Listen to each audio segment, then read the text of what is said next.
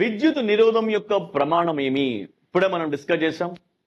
మరి విద్యుత్ నిరోధము అంటే ఎలక్ట్రికల్ రెసిస్టెన్స్ అనేది ఓం నియమం నుండి నిర్వచించబడింది కాబట్టి మరి ఓం పేరు మీదుగానే నిరోధమునికి ప్రమాణం ఇవ్వడం జరిగింది. సో విద్యుత్ నిరోధము, సో నిరోధం యొక్క ఫార్ములా కనుక మనం చూసినట్లయితే నిరోధమును మనం క్యాపిటల్ ఆర్ తో చూస్తున్నాం. ఎందుకంటే నిరోధం ఇంగ్లీష్ లో మనం రెసిస్టెన్స్ అంటాం కాబట్టి క్యాపిటల్ ఆర్. నిరోధం యొక్క వలయ సంకేతం కనుక మనం చూసినట్లయితే నిరోధం యొక్క సర్క్యూట్ సింబల్ వలయ సంకేతం వచ్చేసి నిరోధం యొక్క వలయ సంకేతము ఇలా ఉంటుంది, జిగ్జాగ్ ఫామ్.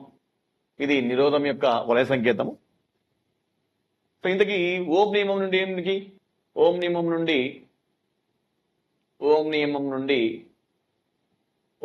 నుండి స్థిర ఉష్ణోగ్రత వద్ద ఇంకా సో స్థిర ఉష్ణోగ్రత వద్ద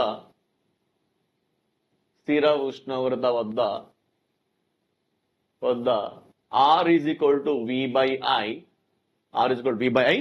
సో పొటెన్షియల్ భేదానికి ప్రమాణం ఏంటంటే మనకి ఇక్కడ వోల్ట్ బై కరెంటు ప్రమాణం వచ్చేసి యాంపియర్. సో నిరోధం యొక్క ప్రమాణం వచ్చి వోల్ట్ బై యాంపియర్. ఈ వోల్ట్ బై యాంపియర్ ని మనం ఓం అని అంటాము. అంటే దీన్ని బట్టి చూస్తే మనకి 1 ohm is equal to 1 volt by 1 ohm is equal to 1 volt by 1 ampere. మరి ఓం ని మనం ఎలా నిర్వచిస్తాం అంటే మనం ఏదన్నా ఒక వాహకం యొక్క రెండు కణాల మధ్య 1 వోల్ట్ పొటెన్షియల్ భేదం అప్లై చేసినప్పుడు ఆ వాహకం గుండా 1 యాంపియర్ కరెంట్ ప్రవహిస్తే ఆ వాహకం యొక్క నిరోధం ని 1 ohm గా తీసుకుంటాం. మనం ఓం ని సింపుల్ గా ఈ విధంగా కూడా సూచిస్తాం, అంటే సింబల్ పరంగా ఇది ఓం అంటే మనం 5 ohms అని రాసే బదులుగా సింపుల్ దీన్ని 5 ohms ఈ సింబల్ తో మనం రాయవచ్చు, 5 ohm. కాకపోతే నిరోధం ఒక వాహకం యొక్క నిరోధం ఆధారపడి ఉండే అంశాలేంటి? స్థిర ఉష్ణోగ్రత వద్ద తీసుకున్నట్టే చూడండి, స్థిర ఉష్ణోగ్రత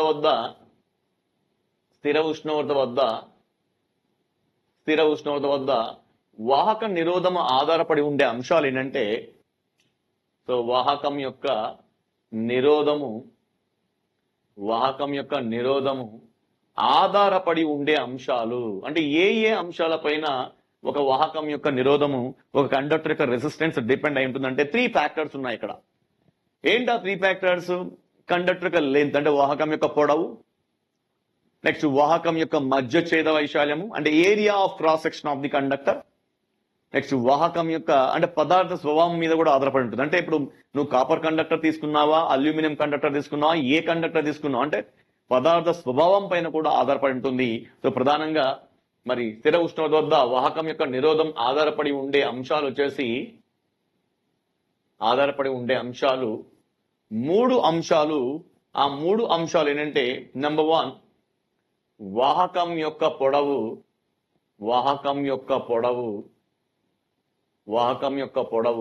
నెంబర్ 1. నెంబర్ 2 వాహకం యొక్క మధ్య ఛేద వైశాల్యము, వాహకం యొక్క మధ్య ఛేద వైశాల్యము.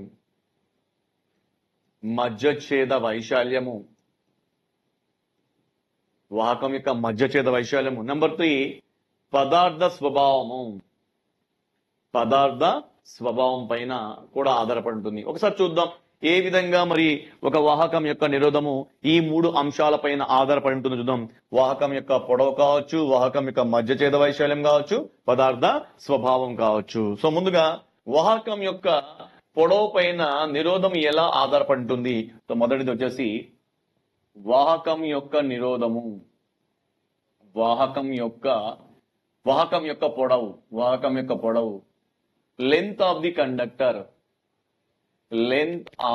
కండక్టర్, వాహకం యొక్క పొడవు. సో L తో రిప్రజెంట్ చేస్తున్నాం. చూడండి, జనరల్ గా నేను ఒక వాహకాన్ని తీసుకుంటున్నా. ఇది కాపర్, ఇది రాగితో తయారు చేయబడింది. దీని యొక్క మధ్య ఛేద వైశాల్యంని 1 స్క్వేర్ సెంటీమీటర్ అనుకుంటున్నా. బట్ దీని యొక్క పొడవు మాత్రం ఇక్కడ 5 సెంటీమీటర్లు ఉంది. సో ఈ వాహకం యొక్క నిరోధాన్ని R1 అనుకుంటున్నాం. సేమ్ నేనేం చేస్తుంటే రెండో కేసులో రాగితో తయారు చేయబడిన మరొక కండక్టర్ తీసుకుంటున్నా. ఇది కూడా అదే మందాన్ని కలిగి ఉంది, అదే మధ్యఛేద వైశాల్యం కలిగింది. అంటే దీని మందం కూడా, దీని మధ్యఛేద వైశాల్యం కూడా 1 స్క్వేర్ సెంటీమీటర్, కానీ దీని పొడవు మాత్రం ఇక్కడ 10 సెంటీమీటర్లు.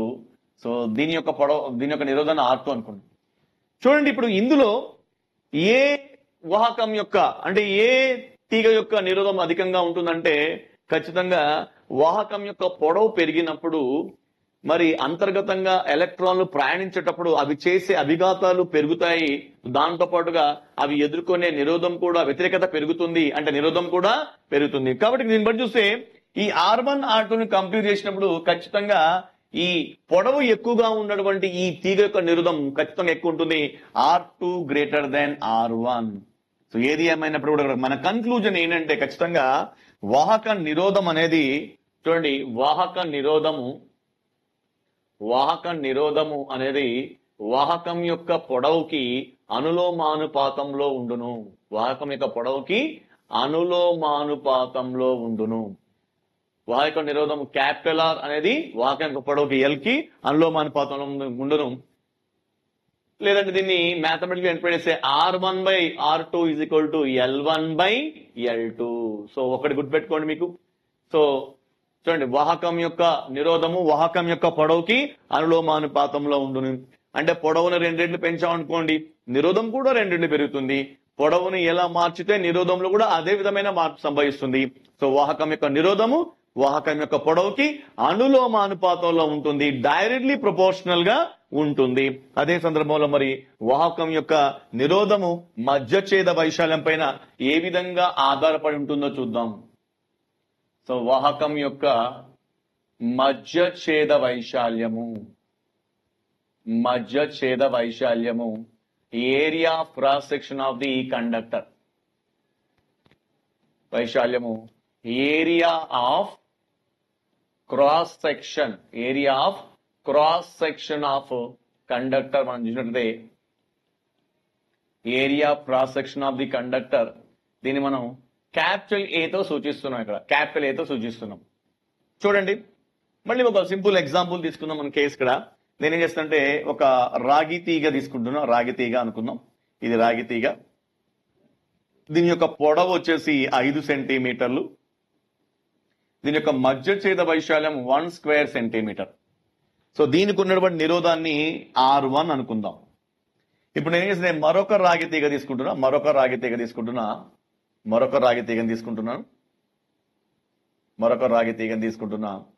దీని యొక్క పొడవు కూడా 5 సెంటీమీటర్లే. ఇది కూడా రాగి తీగనే, కాకపోతే దీని యొక్క మధ్యఛేద వైశాల్యం మొత్తం రెట్టింపు ఉంది, 2 స్క్వేర్ సెంటీమీటర్. ఇప్పుడు దీని యొక్క నిరోధాన్ని R2 అనుకుంటే ఏ తీగ యొక్క నిరోధం ఎక్కువగా ఉంటుంది? చూడండి, ఇక్కడ దీని యొక్క మధ్యఛేదం తక్కువగా ఉంది, ఇది సన్నని తీగ.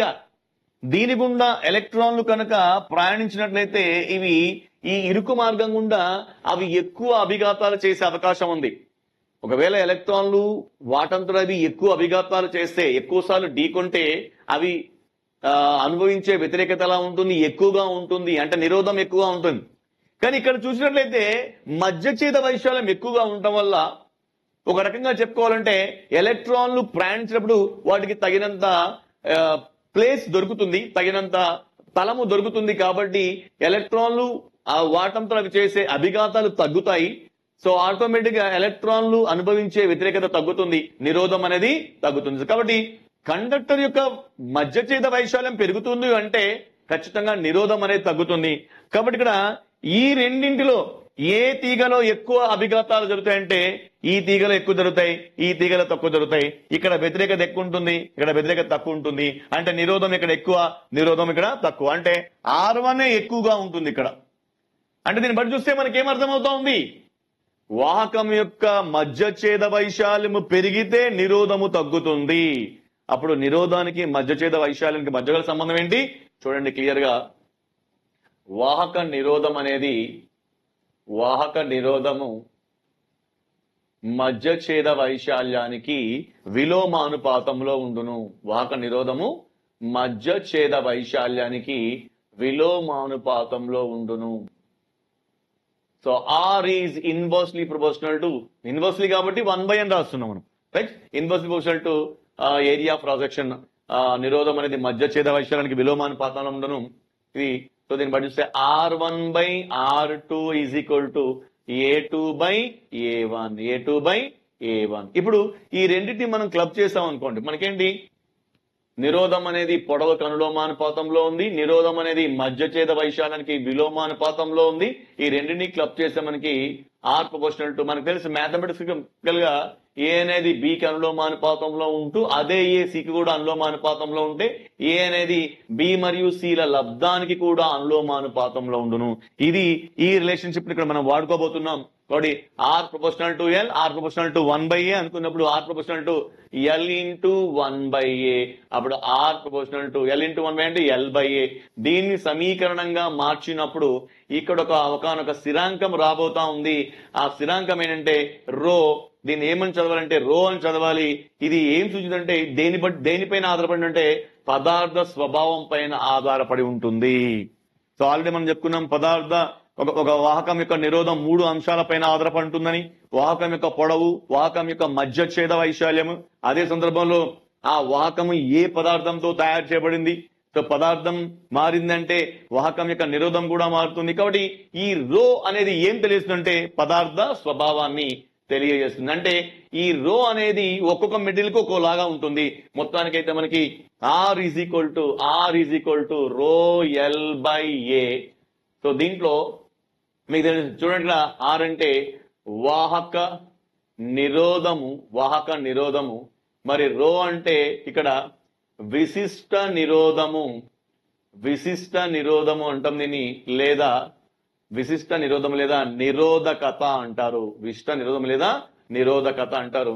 ఇంగ్లీష్ లో అయితే మనం స్పెసిఫిక్ రెసిస్టెన్స్, ఇంగ్లీష్ లో కూడా తెలుసుకోవడం అనేది మ్యాండేటరీ. సో ఒక్కోసారి ఇంగ్లీష్ పదాలను నేరుగా ఇచ్చినప్పుడు మనం గుర్తించాలి కాబట్టి సో వి పదాలు కూడా తెలుసుకుందాం. విశిష్ట నిరోధము, నిరోధకత అంటే రెసిస్టివిటీ. సో రో చదవడం దీన్ని ఏం చదవాలి, ఇది రో అని చదవాలి. నెక్స్ట్ ఎల్ అంటే వాహక పొడవు, ఎల్ అంటే వాహకం యొక్క పొడవు, ఏ అంటే మధ్య ఛేద వైశాల్యము, area of cross section of the conductor, మధ్య ఛేద వైశాల్యము. ఇది R ఈజ్ ఈక్వల్ టు రో L/A. అంటే మనకు ఒక రకంగా చెప్పుకోవాలంటే చూడండి, స్థిర ఉష్ణోగ్రత వద్ద ఏంటో మనకి V/I ఈజ్ ఈక్వల్ టు స్థిరాంకము అనుకున్నాం కదా. ఈ V/I విలువ మారదు. ఆ V/I విలువ స్థిరాంకం అంటే దేనికి సమానం, R కి సమానము. ఆ R is equal to also ఏంటి మనకి రో L/A. So V/I is equal to R is equal to రో L/A. ఇంతకీ విశిష్ట నిరోధం అంటే ఏంటో మనం తెలుసుకుందాం. చూడండి, విశిష్ట నిరోధము లేదా నిరోధకత. విశిష్ట నిరోధము లేదా నిరోధకత అంటే ఏంటి అంటే చూడండి, ఇక్కడ నేను ఒక కండక్టర్ తీసుకుంటున్నా. చూడండి, ఒక కండక్టర్ తీసుకుంటున్నా. ఈ కండక్టర్ యొక్క పొడవు ప్రమాణ పొడవు అనుకున్నాం. అంటే L is equal to 1 unit అనుకున్నాం. ఈ 1 యూనిట్ అంటే ఇదేంటి మనకి ప్రమాణ పొడవు కలిగినది. 1 యూనిట్ అంటే ఇక్కడ ప్రమాణ పొడవు కలిగిన కండక్టర్. సో దీని యొక్క మధ్య ఛేద వైశాల్యం A ఈజ్ ఈక్వల్ కూడా 1 అనుకుంటున్నాం. అంటే ఇది దీని యొక్క మధ్య ఛేదం ఏంటి, ప్రమాణ మధ్య ఛేదం. 1 అంటే ప్రమాణం అని అర్థం. సో ఒక యూనిట్ పొడవు ఉందంటే ప్రమాణ పొడవు కలిగినట్లు, ఒక యూనిట్ మధ్య ఛేదం కలిగిందంటే ప్రమాణ మధ్య ఛేద వైశాల్యం కలిగినట్టు. సో ప్రమాణ మధ్య ఛేద వైశాల్యము.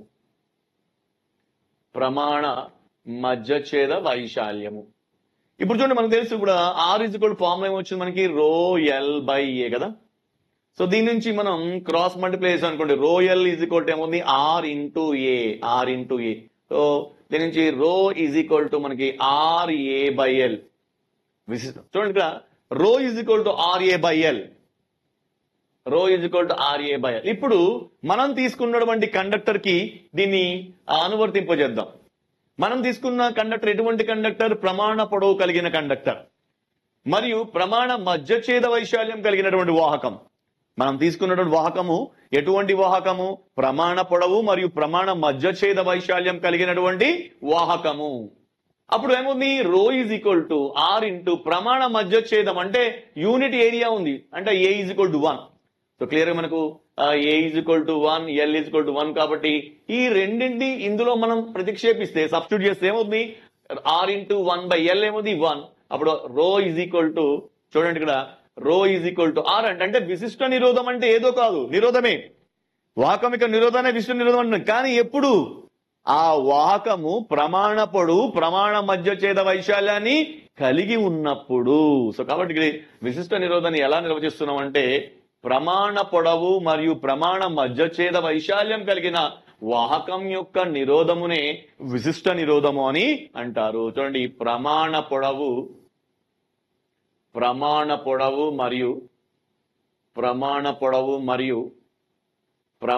మధ్యఛేద వైశాల్యము కలిగిన వాహకం యొక్క నిరోధాన్ని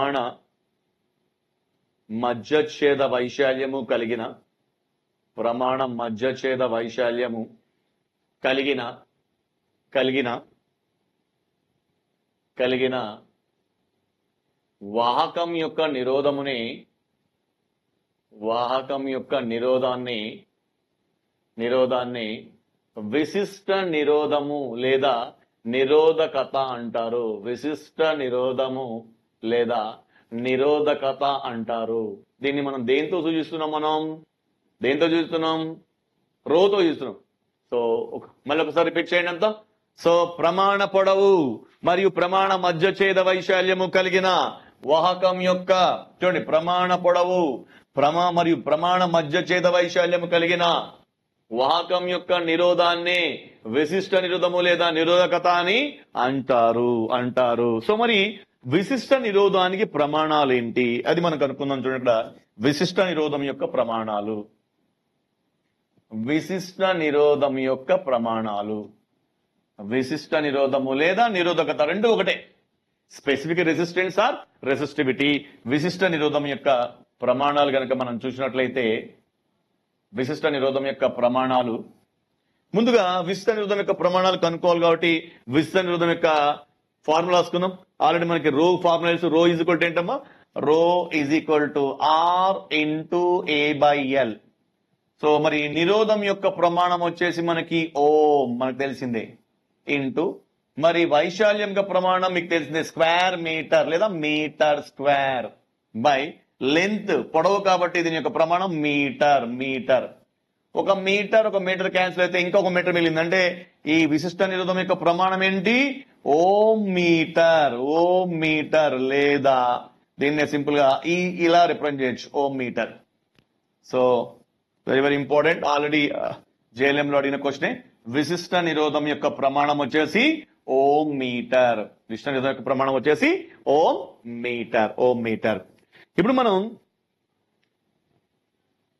కండక్టెన్స్ వాహకత్వం అంటే ఏంటో తెలుసుకుందాం. మనం వాహకత్వము నెక్స్ట్ ఇంకొక పారామీటర్ వచ్చేసి మనకి వాహకత్వము. సో దీన్ని ఇంగ్లీష్ లో మనం కండక్టెన్స్ అంటారు. కండక్టెన్స్. సో దీన్ని మనం క్యాపిటల్ జీతో సూచిస్తాం. దేని చూస్తాం మనం క్యాపిటల్ జీతో సూచిస్తాం. చూడండి జనరల్ గా నిరోధము అంటే విద్యుత్ ప్రవాహాన్ని వ్యతిరేకించే ధర్మం. మరి వాహకత్వం అంటే విద్యుత్ ప్రవాహాన్ని అనుమతించే ధర్మం. ఒక రకంగా వాహకత్వాన్ని మనం ఎలా అంటే ఈ వాహకత్వం అనేది నిరోధానికి వ్యతిరేక ధర్మం. చూడండి ఇక్కడ విద్యుత్ ప్రవాహాన్ని అనుమతించే ధర్మాన్ని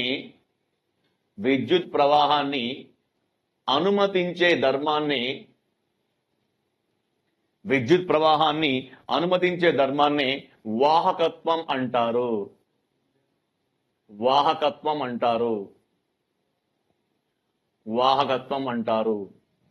విద్యుత్ ప్రవాహాన్ని అనుమతించే ధర్మాన్నే వాహకత్వం అంటారు. ఈ విద్యుత్ చూడండి వాహకత్వం అనున్నది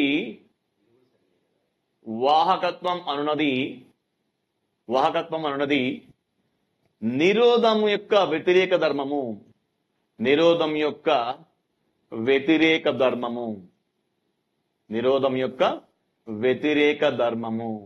నిరోధక వ్యతిరేక ధర్మం.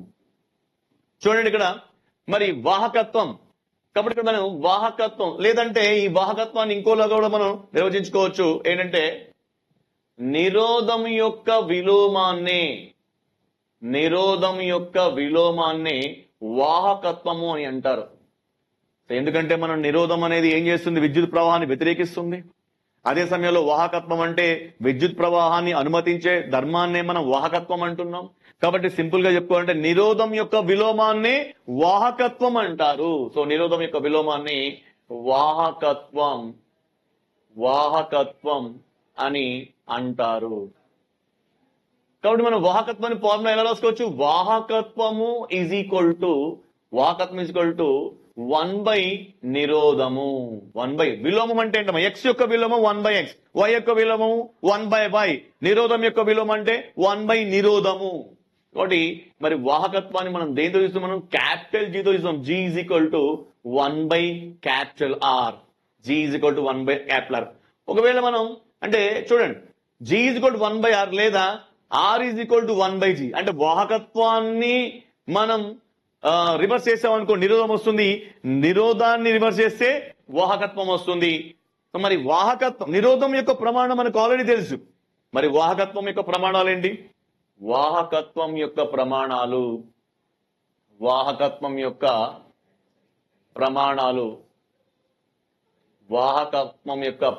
విషయానికి వస్తే మనకు G is equal to 1/R.